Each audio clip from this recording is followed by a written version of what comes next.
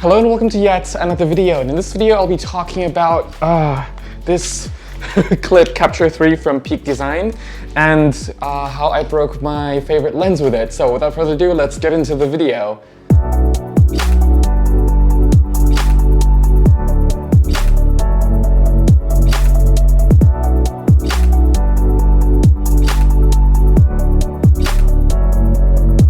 So I actually just got back home from Canon Service Thailand. As some of you know, I'm actually traveling here in Thailand, doing some shoots here and there. Some of the photo shoots video will be out pretty much soon, I think, depending on how fast I can edit them pretty much. But anyway, I actually got this clip from Peak Design. It's a Capture version 3. I really love it a lot that I actually bought another one. And I will also be unboxing this and, well, pretty much now. And actually share with you some of the learning curves I learned from using this product. Of course, it's really common sense when you think about it, but if you're doing something like photo shoot, event shoot, and things like that, a lot of times certain attention to detail isn't really always as high as usual. So I actually broke my favorite lens, the 85 1.2. Let me actually share the story because it is kind of a learning curve as well. So what I learned about using this clip is, well,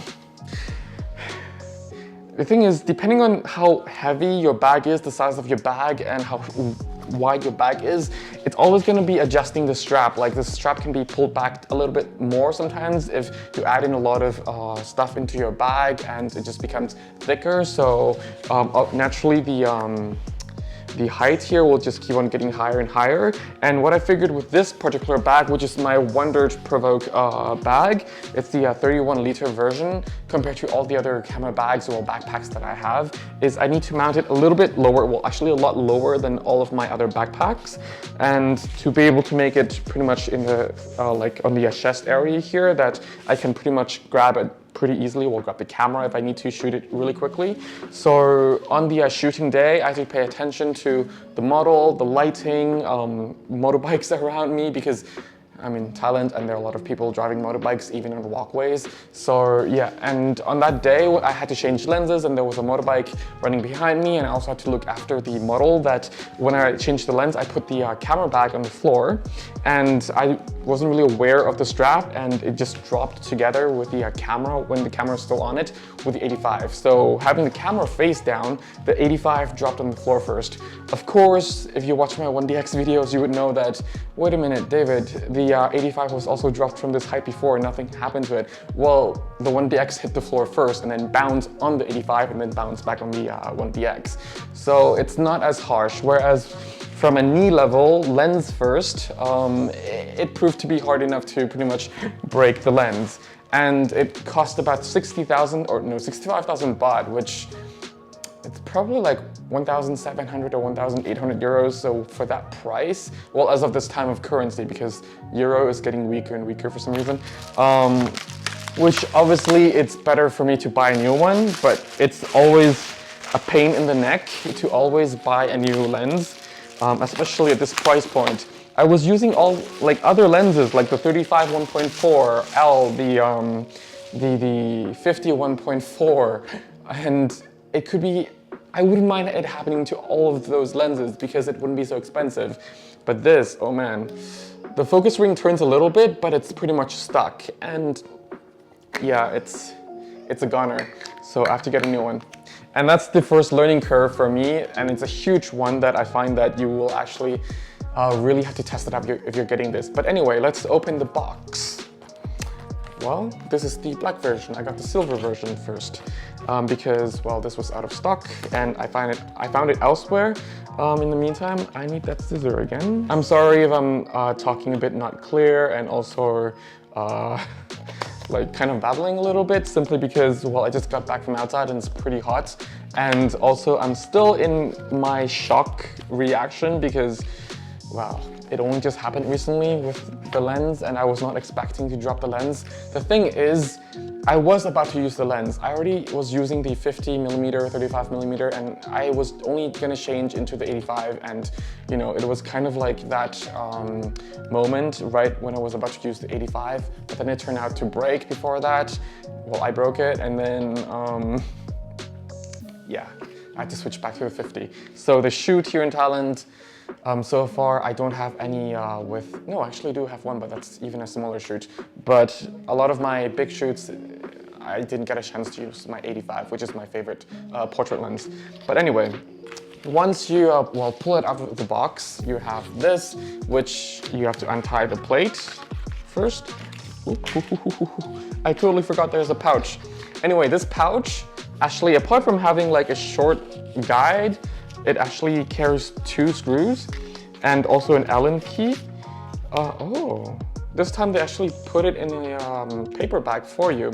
But these are more of a permanent screws if you want to use it permanently on the bag that you have it clipped to. And you can use this Allen key to actually unscrew or screw it in the back here. To access, you have to untie the plate. Oh, I can just put that down. Oh God, I'm having a slight headache. I'm not sure anymore if it's from the heat or if it's because of the fact that I have to buy a new lens. And now this is the second plate.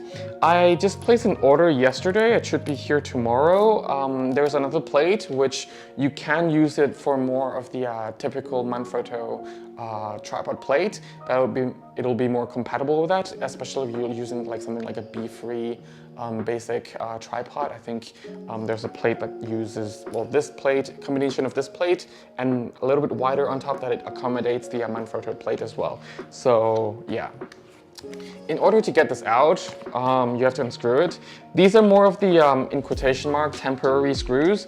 So if you want to be able to, you know, always unclip it and put it on a different backpack, then I guess this screw lives on your strap more often. Sorry. And yeah, so essentially there's one side that you just pretty much, you know, unscrew and move that up. But if you have a bag that has a really thick and wide strap like this Wondert backpack, then you really have to unscrew the whole thing and really try to squeeze the whole strap in. It took me quite a while, I think around 6 or 7 minutes or so to actually comfortably and permanently really put this tightly, simply because it's a really thick and wide strap for this kind of clip. Now this kind of clip is also made for your belt and other sort of straps that you can put it onto. Like some camera bags will have like a side strap that you can just, you know, strap these things onto. And being Peak Design, it's also completely compatible with all the other Peak Design accessories with this clip. But what made me choose for the version 3, because in some countries, like in Thailand, there's still the version 2 and the professional version, which is also kind of version 2 available, is that this version 3 comes with the rubber pad here. As far as my understanding goes, only the version 3 has the rubber padding inside, which I find quite nice. Of course, when you use the screws here to tie it really tight, to screw it really tight, it's gonna not really move that much, proven by the previous versions, version 1 and 2, as well as the professional version. But you know, having the rubber padding inside just kind of gives you a little bit peace of mind that, okay, it's not gonna be as slippery, or once you tighten everything, it's just gonna be like a real tight fit there. So yeah. Whew. Yeah, so there is that. My thought on the clip here is, well, maybe it's just my bias, but I find it really positive. It's super easy to access, just one finger tap here and then you pull your camera out. And because it's kind of a little bit loose inside, when you put the camera back in, oh, this is from the silver version, it's just really easy, and it's just a really snug fit. And just unplug it and then just take it out. But yeah, it's quite nice. I don't know, like, you have to get used to it at first in order to, I don't know, make it a quick access, if that makes sense. Because a lot of times I use strap. Well, if I'm shooting, I don't want to use strap because it just gets in the way of the view and everything. But a lot of time when I'm lugging my camera around, I do use straps. And after changing to this, I don't know, I don't think I can ever go back to using straps, simply because this is a much quicker solution, and you just clip it in and it's always around here. It distributes the weight quite nicely.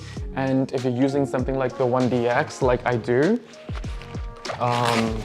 which is in here, it's also gonna hold that, to be honest with you. it will look funny, to be honest, especially if you are, you know, in countries like Thailand where you have to do this a lot. If you want to pay respect for older people, or just say hi or say goodbye, say thank you, things like that. Having a camera over here is just kind of, especially a big one like this, it's just kind of weird when you're doing this. So that's just a little thing to keep, but I think most of you will not have this problem anyway. But it will not really be such a big burden. Like, I was thinking that if I put this on the clip, it would kind of drag down the weight a little bit and give me a little bit of like front heavy kind of weight, but actually no. If you're using something like a heavy duty camera backpack like this at least, or even like a normal Adidas backpack that you take to school, like one of those school backpacks, things like that, it doesn't even bother the strap that much, to be honest with you. So I use this. I also mounted the 85 1.2, as I mentioned earlier, and some other heavy lenses as well, like the 7200 f2.8, and sometimes I do use the 16-35 f4 and the 35mm f4L. Also the 16-35 is also L, by the way. So those are not exactly light lenses, but also not exactly heavy lenses. So I guess it will just mount perfectly fine. And yeah, if you're planning to use a 1DX size camera or like an EOS R with a battery grip, then it's also gonna hold perfectly fine. The weight will not annoy you that much. It's just that, you know, you notice it more in the corner of your eye. You know, like if you have such a huge camera on the side of you like this, and if you're in countries like Thailand where most photographers don't really clip their cameras like this, people will look at you like, oh, huh? Okay, but just for like a split second, because most tourists or most other photographers will just either have it around their hands or just hang on their neck with, well, around their neck with the straps. That's something I noticed. Whereas in the Netherlands and Germany, people just don't care. More photographers I've seen actually use these kind of clips actually, so there's that. Yeah, so that's pretty much my thought. I really, really like the clip very, very much. The only thing to keep in mind is really to adjust it properly, depending on the weight, the size of the bag, simply because, you know, as I mentioned earlier, the width of the bag actually contributes to the level that you want to have it clip onto the strap as well, simply because even if you use the same bag over and over again, but if you use different gear inside, different setup, and different configuration inside, it really can affect the weight distribution and the size of the bag, that the straps would move a little bit up or a little bit down. So really be careful with that. And once you be careful with that, also just remember how high or how low it is. Because right now it looks pretty low, you know, it's like down here. But once I wear the bag, it's around my chest area, and yeah, so really keep that in mind, because if you have heavy lenses like the 85 1.2 that I had mounted on here, mounted onto the camera and clip it on here, then, you know, if you drop it, it's really a pain in the wallet and in the head pretty much to get it repaired or even get a new one. And I think I will have to get a new one pretty soon, simply because it's my workhorse lens. And yeah, I hope you can take something away from this video. It's not a kind of video I was hoping to make. I really just wanted to talk about the clip, but since the accident happened, I'm glad to be able to share it with you guys, because I haven't really seen any videos talking about the height adjustments. Again, to a lot of people, it is a common knowledge or common sense thing that you have to do it. But again, if you're really in a situation where you have to pay attention to a lot of things around you, you know, the height level adjustments of your clip just won't really make it into the priorities of what you're really going to be paying attention to. So just to keep that in mind. And if you need a free photography guidebook, it's linked down in the description below. It's absolutely for free. Just click and download. I made it. You don't need to submit your email address, nothing. I will not bombard you with any newsletter nonsense, so feel free to just click and download. Otherwise, thank you very, very much for watching. If you have any questions, feel free to leave them down in the comment section below, or any suggestions, feel free. And yeah, thank you very, very much for watching. Stay safe, have fun shooting. Till then, bye for now.